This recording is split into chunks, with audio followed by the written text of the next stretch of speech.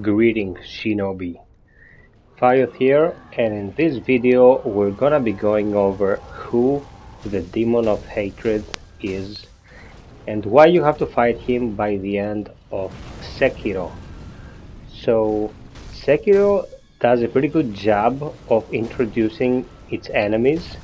You usually learn something about them before or after you fight them, or you read something in their memories after they've fallen that explains why they are where they are.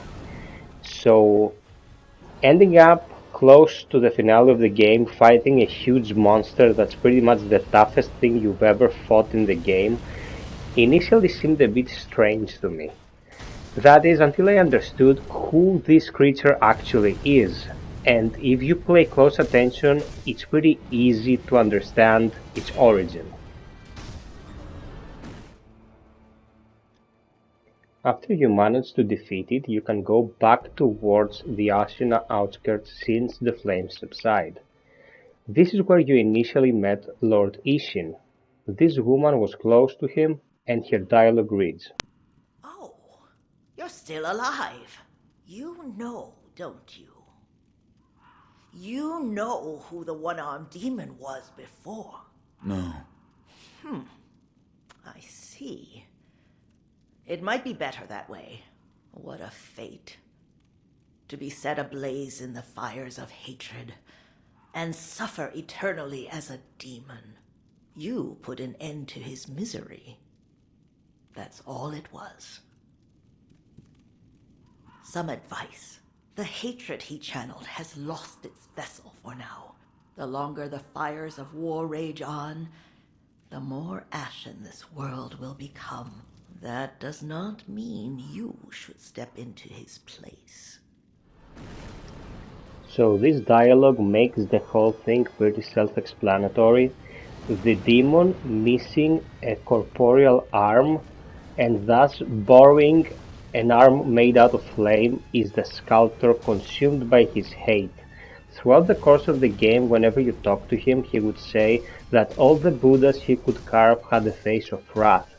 Due to his long service as a shinobi and all the people he killed, he grew to understand his obsession with destruction, with death, and so he was, let's say, in favor of the decision being made for his arm to be severed, and he served as a helper for shinobi who needed help, whilst he stayed at the temple crafting his Buddha. It seems though as finally, once conflict enveloped the land and the inner ministry made its move, he moved again upon the battlefield, and the chaotic energies and hatred that had spread due to the atrocities of war finally transformed him by taking over his form. Now he was nothing more than a demon of hatred, and it became Sekiro's mission to put him out of his misery. Unknowingly so, since we never really learned what happened to the sculptor. The merchant outside the temple in the dilapidated temple area only had one thing to say, and that was that the sculptor just left to pursue battle in the field of battle. So there you have it, the man who helped you throughout your journey is now a monstrosity, born out of his hate for his enemies and the misery that he had endured throughout his lifetime. Hope this makes the origin of the Demon of Hatred clear to you, and I hope you found this video useful. I've covered a lot of the stuff available in game at the moment, and I will continue to create guides, so if you found this entertaining and helpful, please consider sub, like and sharing this piece of content. It will help the channel tremendously. So that's all from me, guys. I'm gonna leave you with the gameplay here.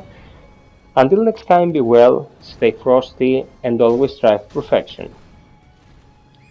Cheers!